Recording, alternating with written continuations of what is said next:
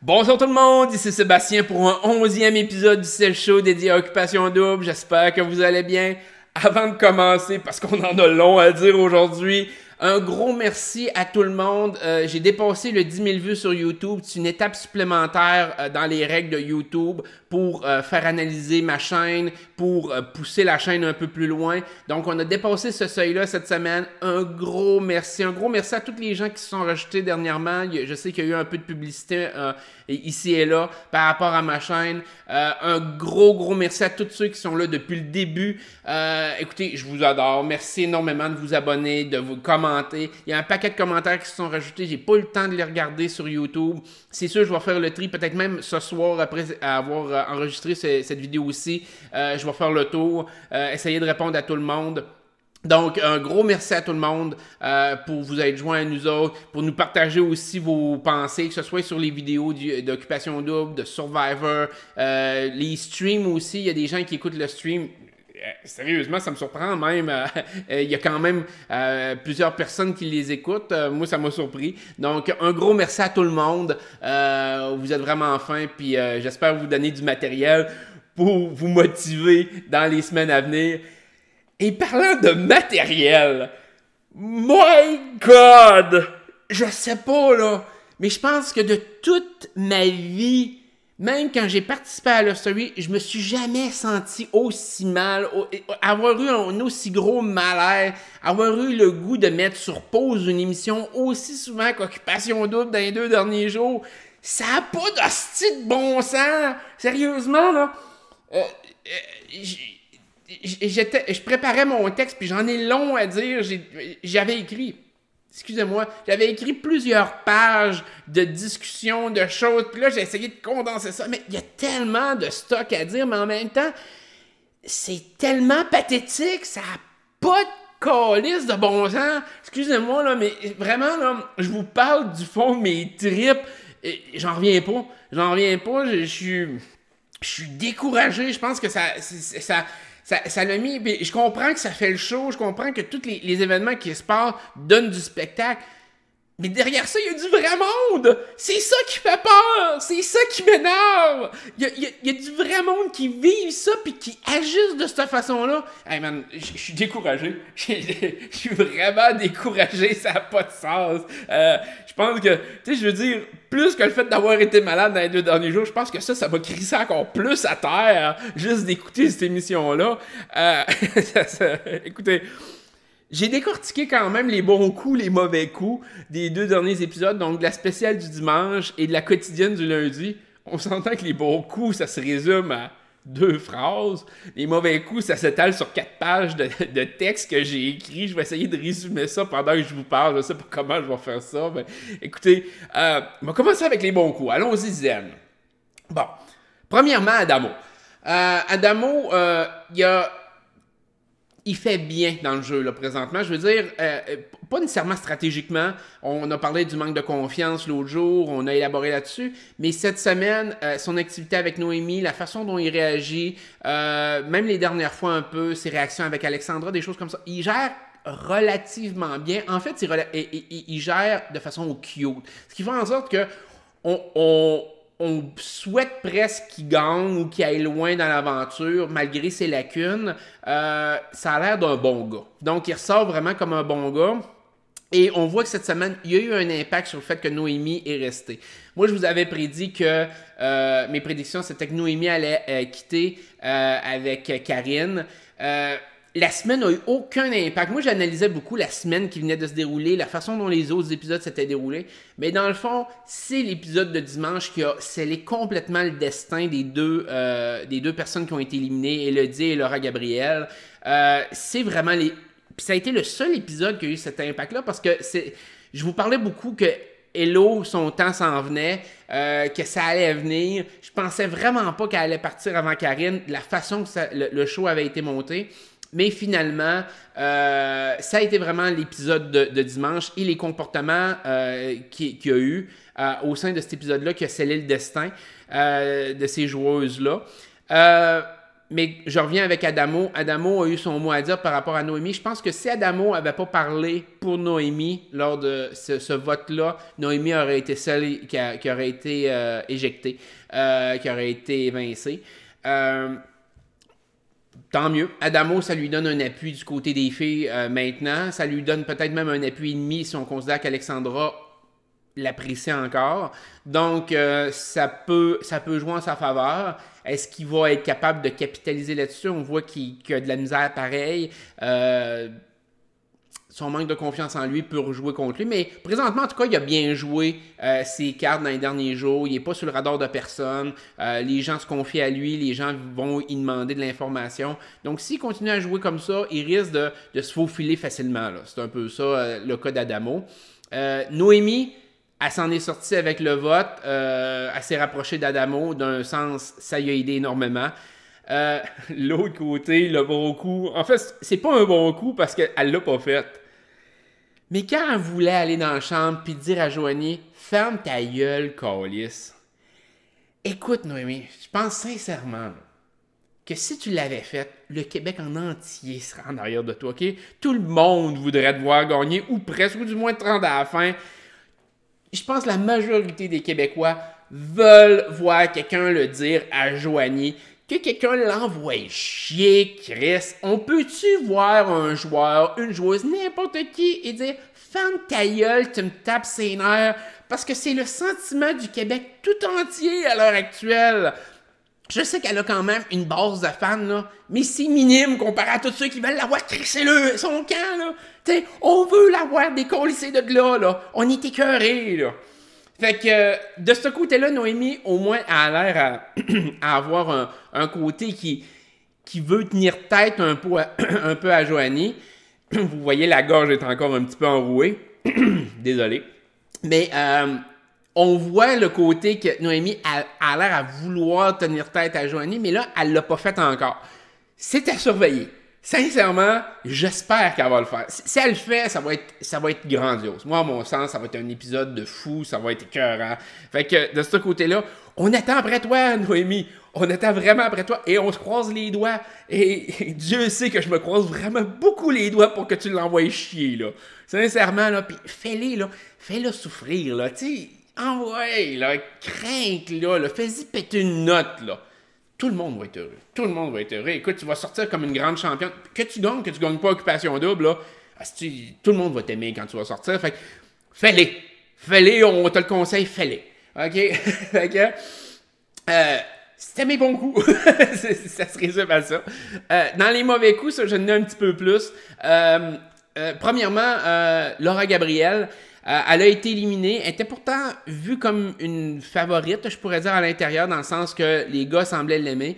Le problème de Laura Gabriel, je pense que ça a été évoqué sur mon mur. Il y a des gens qui m'en ont parlé en privé. Puis j'adhère un petit peu à cette idée-là. Elle semblait pas vouloir vraiment jouer Occupation Double. Moi, j'ai eu la sensation avec tout la façon qu'elle s'est vendue sur le tapis rouge, de la façon qu'elle a parlé. J'avais l'impression plus d'une fille qui venait vendre sa chaîne YouTube qu'une fille qui venait jouer à Occupation Double. Ça, c'est la sensation que j'en ai eue. Elle n'a pas l'air intéressée vraiment à participer, à tisser des liens, à penser stratégiquement, à tenir tête aux anciennes filles. Bref, moi, je la voyais comme... quand la semaine a fini, je la voyais comme le deuxième choix d'élimination cette semaine derrière Noémie. Noémie, elle a réussi à profiter de l'activité avec Adamo pour créer quelque chose. Laura Gabriel n'a rien tenté, n'a rien réussi durant sa semaine qu'elle a été là. Donc, mauvais coup, Laura Gabriel, je pense sincèrement, j'ai le sentiment profond que c'était pour sa chaîne YouTube qu'elle était là, pour la mousser, pour avoir un bénéfice après l'aventure d'Occupation Double. Mais d'un sens, je regarde ça puis je me dis... Ça y a peut-être nuit. Je veux dire, elle a pas mal paru, mais elle a rien fait. Donc, ça a eu l'air un peu genre un pétard mouillé, là. Fait que elle a comme resté neutre. Je pense pas que ça lui a donné un avantage sur ses projets Internet ou peu importe. Donc, de ce côté-là, Laura Gabriel, un mauvais coup. Autre mauvais coup que je vais donner à Cendric pour une phrase qu'il a dit. on a parlé de lui la semaine passée, de tous les commentaires qu'il a passés, mais une phrase qu'il a dit, c'est quand il parlait à Adamo, et il a dit « C'est un jeu de séduction, man, on s'en crisse après. » Et le mauvais coup derrière ça, c'est que c'est un peu malheureusement la mentalité des joueurs. Et quand il y a des gens qui écoutent, parce que j'en connais des gens qui écoutent, puis qui croient au concept d'occupation double, de créer des couples, de que ça soit cute, que ci, que ça, la majorité des joueurs qui participent à ça ont la mentalité de Cendrick. Ils ont cette mentalité-là que, dans le fond, là, durant le show, ouais, tu essaies de dater une fille, tu essaies de ci, de ça, puis après, tu accolisses là, puis tu profites de ton fame, tu profites de tes groupies, tu profites de... les gars, c'est beaucoup ça. Les filles, peut-être un peu moins. Il y a des filles qui, c'est le côté, ils essaient d'aller chercher l'image. Ils essaient des fois, côté professionnel, de ressortir, de bien paraître à la télévision pour peut-être devenir animatrice de ci, de ça, mannequin ou autre.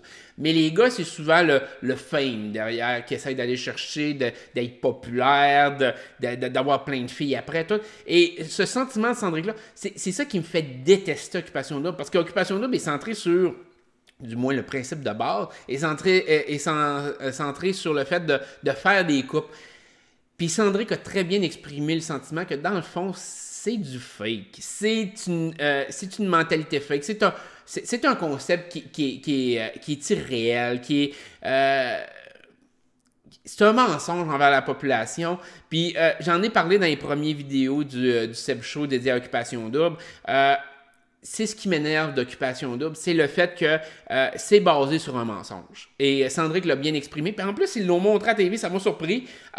Mais Adamo est probablement le seul qui fait comme « Ouais, mais tu sais, il aimerait ça quand même que ce soit vrai. » Fait que d'un côté, ça donne un peu de crédit à Adamo, ça en enlève encore plus à Cendrick.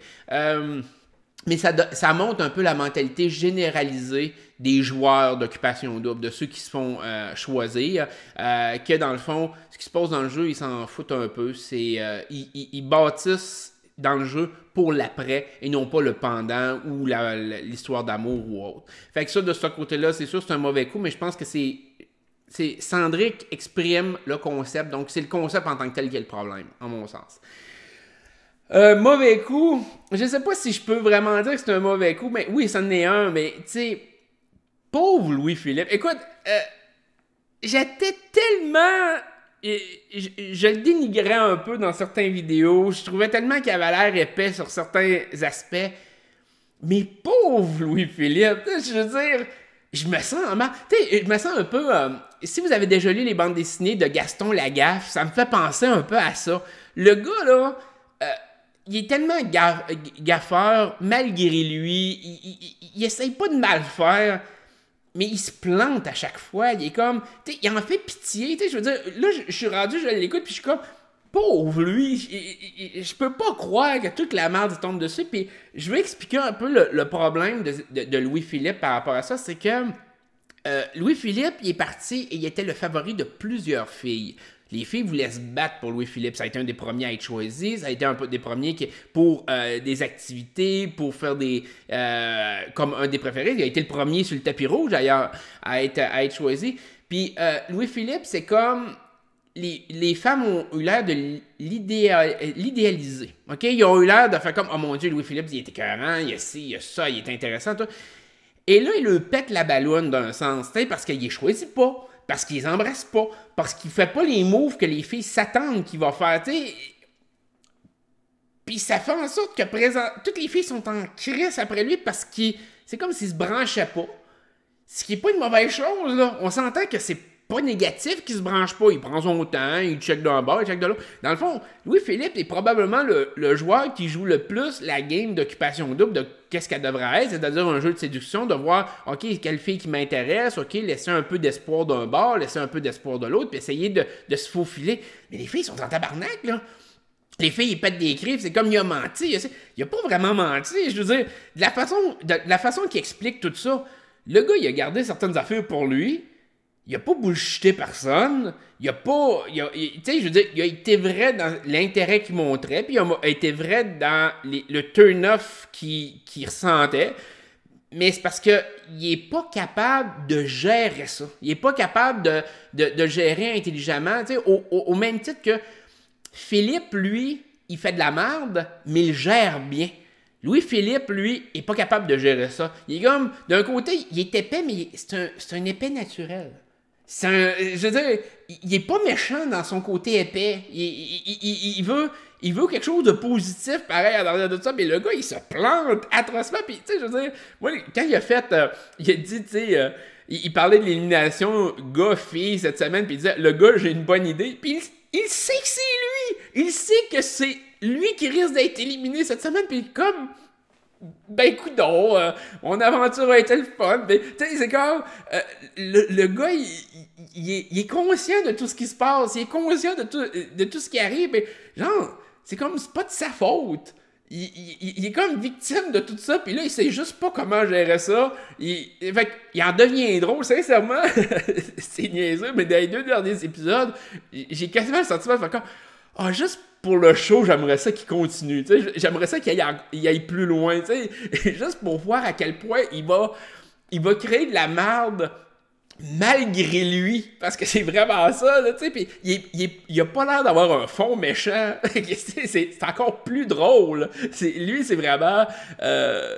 écoutez, moi, j'ai du fun avec Louis-Philippe, sincèrement, ça a changé vraiment radicalement, autant que je le trouvais vraiment épais, genre, ça va nulle part, on en fait, autant que là, je suis comme, pauvre gars, tu sais, je veux dire, tu peux pas avoir un gars, genre, qu'il y a pas toutes les filles sur le dos, genre, présentement, qui sont en tabarnak contre lui, il y a juste lui, tu sais, les autres font aussi pire des fois, même pire. Mais c'est lui qui mange toute la merde. En tout cas, bref, Louis-Philippe, malgré que c'est des mauvais coups, tout ce qu'il fait, il a comme switché un peu. Il est comme devenu un de mes favoris, mais tu sais, comme je dis, malgré lui. Tu sais, c'est drôle. J'ai jamais pensé avoir ce genre de lien-là par rapport à un joueur, de me dire, oh, regarde, il fait pitié, c'est pas de sa faute. Tu sais, il est épais, mais... Ça en est drôle, tu sais, non, Louis-Philippe, j'espère quasiment qu'il va continuer, en tout cas pour un petit bout, juste pour voir ce que ça va faire, tu sais. Elodie est partie, mais tu sais, j'ai hâte de voir quand même le lien que ça va avoir en arrière de tout ça par rapport à Karine, Joanie, pis ces affaires-là, les crises qui vont péter, fait que, écoutez, si l'immunité sera encore disponible à donner, je pense que je la donnerai à Louis-Philippe juste pour créer de la merde encore plus. Maudit que ça serait jouissif, sincèrement, là, ça serait tellement drôle. J'imagine tellement la face des filles, tu sais, c'est comme Jay du Temple qui annoncerait, ben finalement, le Québec devait décider à qui donner une immunité cette semaine, et le Québec a choisi de le donner à Louis-Philippe. Hey man, écoute, je pense qu'il n'y aurait rien de plus jouissif à voir à la TV que ça. Imagine-toi la crise, les filles, la remise en question. C'est comme quand moi j'ai été sauvé du public. Écoute, la débandade à l'intérieur du jeu. Moi, je pense que ça donnerait à peu près un sentiment pareil. Puis, c'est de valeur que le vote soit plus disponible pour ça, mais moi, on dit que ça serait drôle. J'espère qu'il va rester cette semaine. J'espère sincèrement. Bref.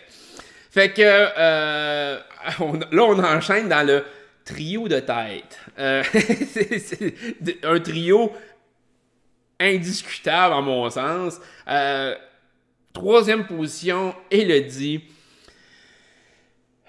Toute sa crise de voyage, toutes ses crises en général étaient exaspérantes. Tu sais, je veux dire, princesse au coton. J'ai pas eu mon voyage. Là, j'ai mon voyage, mais il y a une autre fille. Il y a ci, il y a... Hey, t'es à Bali! Réveille! La majorité du monde diront jamais faire un tour à Bali, auront jamais la chance de faire un voyage à mer. Toi, t'es jamais contente. C'était comme au début, elle chialait sur plein d'affaires, je pense, comme contre la Nice. Là, elle a chialé systématiquement à tous les semaines. Elle n'a jamais été contente. On dirait qu'elle a jamais apprécié sa position parce qu'elle voulait être le centre d'attention. Puis la seule chose à laquelle elle se raccrochait, et là, ça revient un peu avec Louis-Philippe, c'est le fait qu'elle pensait être la première dans la tête de Louis-Philippe, ce qui était, aussi bizarre que ça puisse paraître, ça avait l'air d'être le cas. Puis c'est elle-même qui s'est tirée dans le pied par rapport à son côté jaloux, possessif, chialeuse, bitch. Elle s'est tuée elle-même dans le jeu. Si elle avait agi intelligemment, là, je suis certain que cette semaine, Karine aurait probablement été celle qui aurait été éliminée. Karine était... Je comprends qu'il y a eu un party qui s'est passé, que là, ça a amélioré l'image de Karine, puis tout. Mais si Elodie avait bien joué sa game, Louis-Philippe l'aurait probablement défendu rendu au vote. Là. Louis-Philippe, il se tient debout par rapport au vote. En tout cas, il a l'air de ce qu'on voit dans les images. Fait que... elle s'est tuée dans le jeu, elle s'est complètement scrappé sa game. Puis après ça, c'est comme, c'est de la faute à Louis-Philippe. Non! Asti, si t'avais pas agi comme une tarte, tu serais encore là, OK? Blâme pas Louis-Philippe. Il y avait un paquet de gars autour de la table. Ils t'ont éjecté parce qu'ils étaient tannés de te voir, parce que t'étais le vote facile. Ça fait des semaines que je le dis. Hello, c'est un vote facile. C'était un vote qu'il fallait s'attendre dans les prochaines semaines. Et finalement, ils ont décidé que c'était là. Puis ils ont pris la chance de garder Karine, probablement plus par rapport à Karim. Karim a probablement dit, là, j'y crois, puis je veux essayer quand même avec elle, puis c'est puis ça. Tandis que Louis-Philippe, il a laissé Hello partir parce que il a pas aimé son comportement, fait qu'il l'a pas défendu. Si elle avait bien agi, il l'aurait défendu, puis ça serait joué vraiment. Probablement Karim aurait été obligé de voir Karine partir. Moi, j'ai l'impression, il y a peut-être Joanie, comme je parlais, mais ça a été ce voyage-là qui a scellé le destin d'Hello, là. Fait que tout ce qui a entouré Hello aussi, son départ, moi, je revoyais ça, les images qui braillaient, qui chialaient, qui... Mon Dieu, elle est partie! Puis ça me faisait penser au déluge dans la story. Tu sais, pour ceux qui l'avaient... Puis, tu sais, il y a du monde... Je le sais, après coup, il y a des joueurs, quand ils sortent de ces expériences-là, ils disent... Non, mais c'est parce que le public comprend pas, tu sais, l'intensité dans ces jeux-là, quand on est à l'intérieur, tout... Je l'ai vécu! Je peux vous le dire! Vous êtes juste épais! Vous êtes juste cave, OK, d'avoir ce sentiment-là de brailler parce que les autres partent pis tout. Vous êtes juste complètement stupide. Ça marche pas de même. Écoute, ils sont pas morts. Ils sont pas décédés pis genre, OK, c'est le dernier au revoir ou genre qu'il est arrivé une catastrophe ou quelque chose de même. Elle s'est fait éliminer. That's it. Vous allez la revoir dans une couple de mois au pire. Puis généralement, c'est drôle parce que la majorité des amitiés comme ça que le monde braille, puis tout, ils sortent de là, ils sont même pas amis avec les autres. Tu sais, je veux dire, c'est tellement ridicule. J'en reviens pas. Tu sais, puis ils excusent le geste, ils excusent le mentalité de merde en disant « Oh, ben non, en dedans, c'est plus intense, c'est plus ci, c'est plus ça. » Non! Vous êtes juste épais. OK?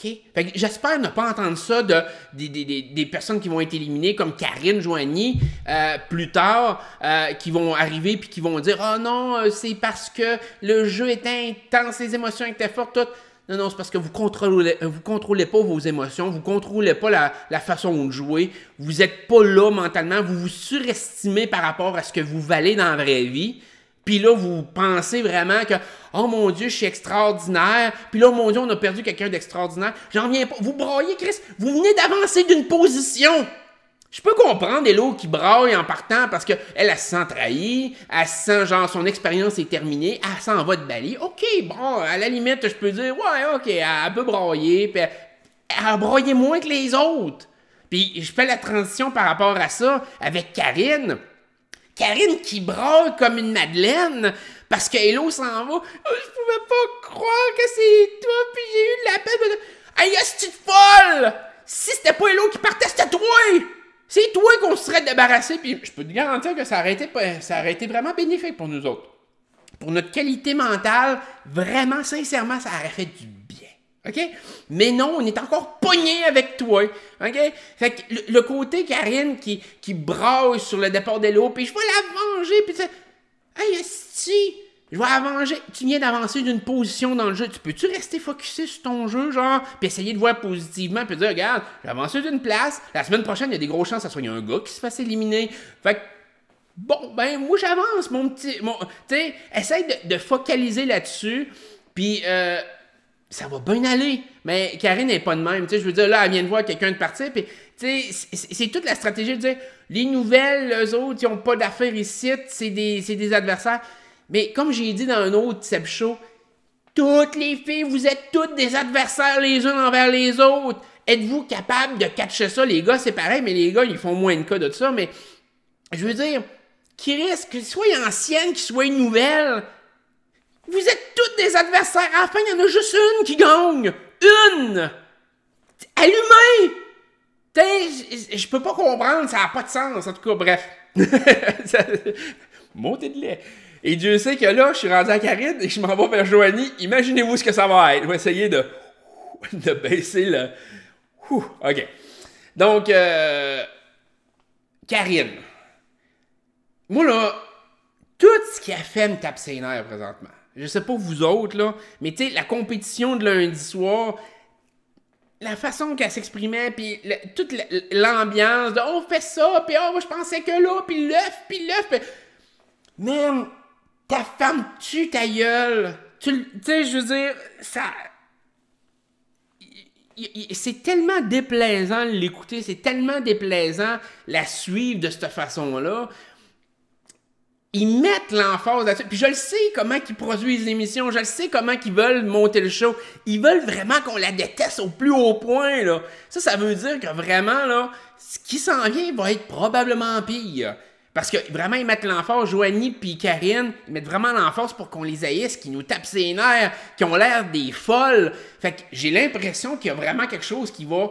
Tu sais, en plus de nous taper ses nerfs, habituellement, ils font ça parce qu'ils appréhendent ce qui s'en vient. Tu sais, eux autres, ils savent quand même un peu d'avance c'est quoi qui s'en vient. Fait que là, je me dis, Chris, ils font-tu tout ça parce que soit qu'ils vont être éliminés, puis c'est un peu le raisonnement que j'avais par rapport à Karine. Je me disais, dimanche, ils ont tellement mis l'emphase sur le négatif, Kirim, ça se peut quasiment pas qu'ils l'éliminent pas. Comme ça, il y a une satisfaction en tant que téléspectateur. Je sais que ça enlève du show, mais qu'est-ce que ça serait satisfaisant de l'avoir partir, de l'avoir braillé, sacrer son camp dans un char. Je pense que, tu sais, on saute de joie, on rit, on char les ballons, puis envoyer fort, là. Tu sais, je pense que je vais fêter, là. Fait que, je comprends pas pourquoi ils mettent autant d'emphase puis qu'ils nous le font autant détester. Je me dis, Kirim, il va arriver de quoi? Ça se peut pas. Il va arriver de quoi? Soit de très satisfaisant contre eux autres, un peu comme le speech quand LP, il avait rentré dedans, puis il l'avait blasté. Encore là, un bon coup de LP.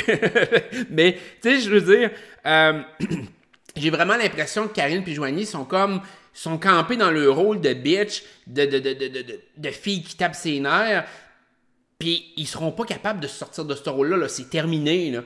Eux autres, là, ils vont camper ces rôles-là, puis on va les haïr jusqu'à la dernière maudite minute, puis fort probablement, tu sais, je veux dire, ils nous mettraient pas ça s'ils avaient l'impression que ces filles-là se rendaient jusqu'à la fin. Moi, à mon sens, ils mettent vraiment cette pression-là parce qu'ils savent qu'il y en a au moins une des deux qui va partir bientôt. Moi c'est l'impression que ça me donne.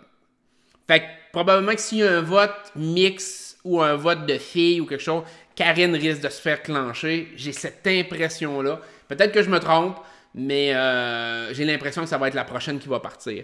Par rapport à Karine, écoutez, il y a tellement d'affaires.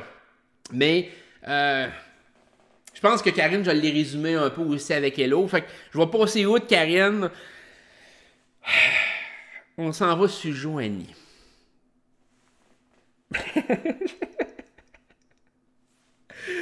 Et je ris du fond du cœur, du fond des tripes, et je ris pas genre d'un rire genre « Oh, c'est le fun! » Je ris avec un malaise, avec un mal-être de voir cette fille-là être aussi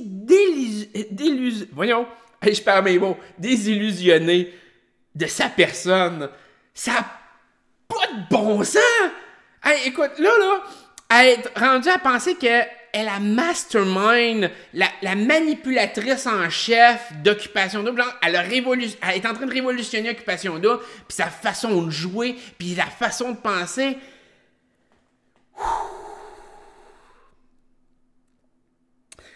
Tu sais, elle contrôle rien. Elle contrôle rien. Elle est même pas capable de contrôler ses hosties d'émotions. Elle est même pas capable de contrôler ça. Elle est même pas capable de choisir entre deux gars. Puis là, c'est genre, je suis la manipulatrice, je suis celle qui dirige le jeu. Elle a essayé de sauver deux filles de son bord. Ça a pas marché. Elle avait aucun contrôle là-dessus. Elle a essayé de faire sortir certaines personnes. Ça a pas marché non plus. Elle a rien, tu sais, je veux dire... Écoutez, je lis mes notes en même temps parce que j'en ai tellement à dire, tu sais, puis toutes ces affaires de I'm so smart, tu sais, pourquoi tu parles en anglais de toute façon, regarde, je veux dire, tu sais, qu'elle est une mastermind, puis elle se voit super brillante, elle se voit, tu sais, pour l'ensemble de son œuvre, là, Joanie, là, cette semaine, elle a pété un plomb. Il y a eu l'histoire du couteau qu'on a vu un peu. Il y a l'histoire de la vaisselle, la crisette de la vaisselle. Sa façon de réagir, tu sais. C'est qui a pensé à tout ça? C'est moi! Hey, esti, t'as juste pensé à ça. T'es-tu capable de penser à tout le reste, genre, exemple, comment tu vas avoir l'air folle quand tu vas sortir de là? Comment que ta vie va être détruite? Quand tu vas sortir de là, comment que le monde va te mépriser, vont rire de toi. Tu y penses-tu à tout ça? Non, parce que t'es comme campé sur le fait que, mon Dieu, t'es extraordinaire, il y a 2 gars qui s'intéressent à toi, tu penses que l'univers tourne autour de toi. Ben, c'est pas ça, OK? Le Québec est écœuré de toi. Le Québec est en train de faire une pétition pour te faire sortir de là. T'as eu des propos racistes un peu plus tôt dans la saison. Là, t'as les menaces. T'as tes crises qui ont pas de bon sens.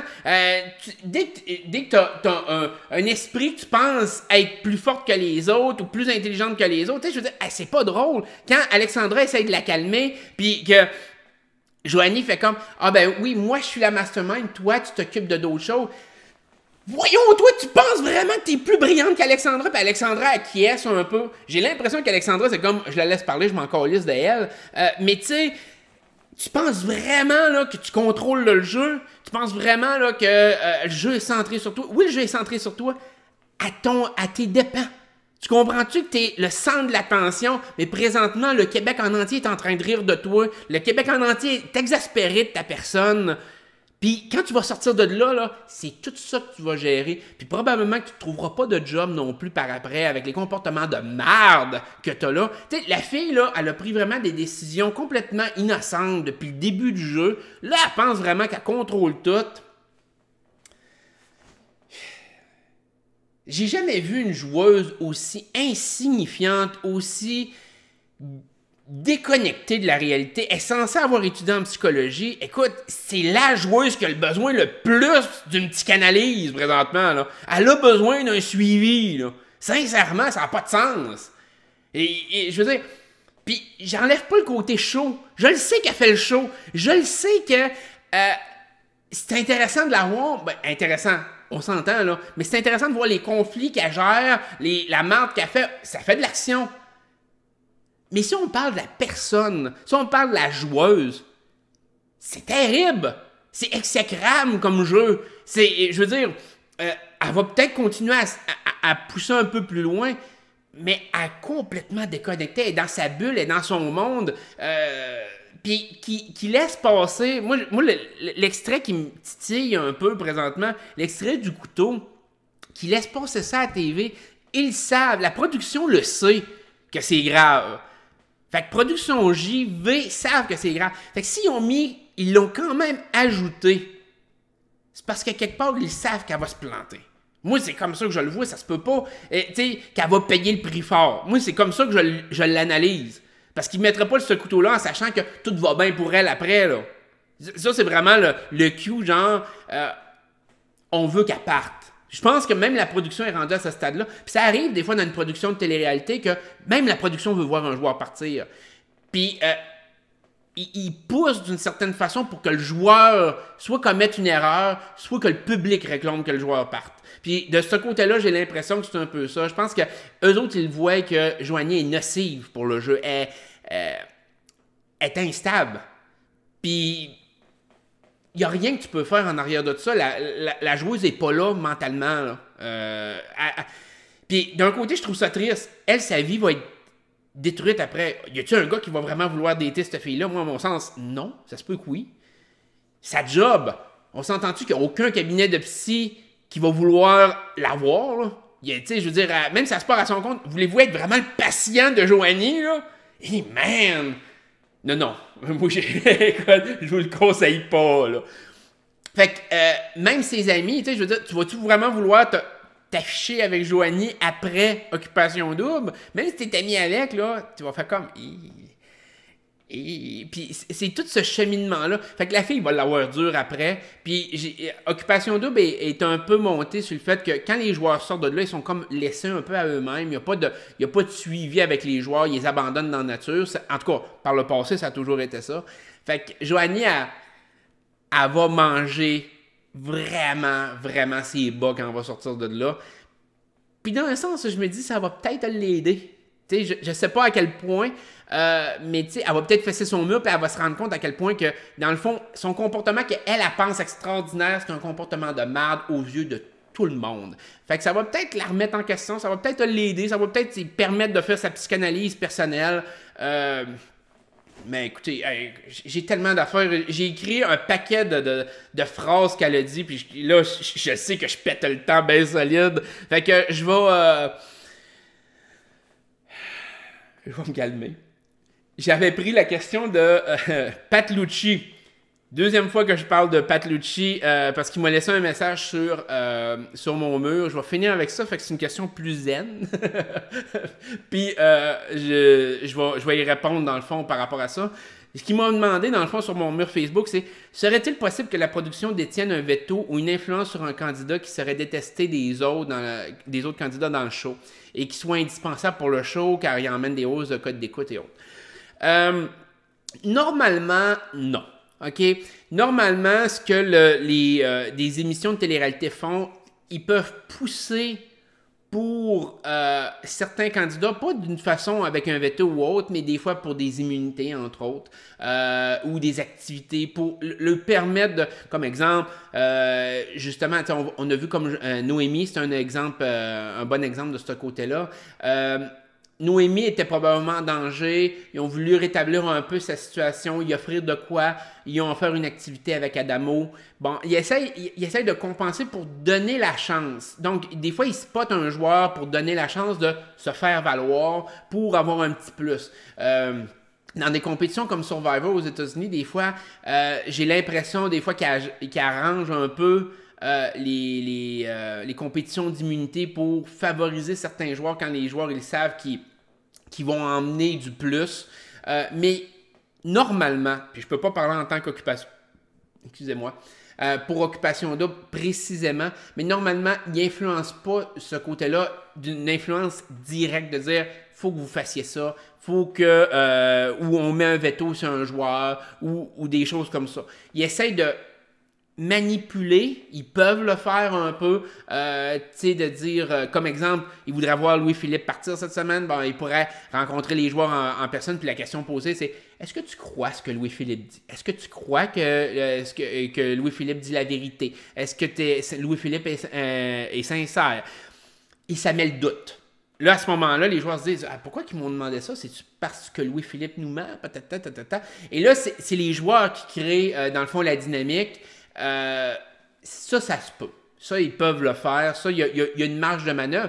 Ils n'influencent pas le jeu directement, mais avec les questions qu'ils peuvent poser ou avec la façon dont ils interagissent ou les prix qu'ils donnent, ça peut avoir une influence. Mais minime. Donc, les joueurs ont quand même le dernier mot, normalement. Occupation double, j'ai jamais entendu dire qu'il y avait une grosse influence là-dessus. Mais encore là, c'est difficile à dire par rapport à la production. Je sais pas. Moi, j'ai connu plus Love Story, donc je vous parle un peu plus de ce côté-là. Les télé-réalités américaines aussi. Fait que la question était super bonne de Pat Lucci, c'est pour ça que je voulais y répondre directement dans mon stream. Ça lui étire un peu mon stream, mais comparé à tout le reste, je pense que ça fait pas de grosse différence. Donc écoutez, cette fois-ci, il fallait que je me défoule, ça n'a pas de sens. Il y avait trop de stock à dire. Merci de m'avoir écouté. Je vous souhaite une bonne semaine. J'ai hâte de voir ce qui va se passer à Occupation Double. Merci encore 10 000 fois pour toutes les vues que vous m'avez données. Et je vous dis à la prochaine. Là. Bye bye.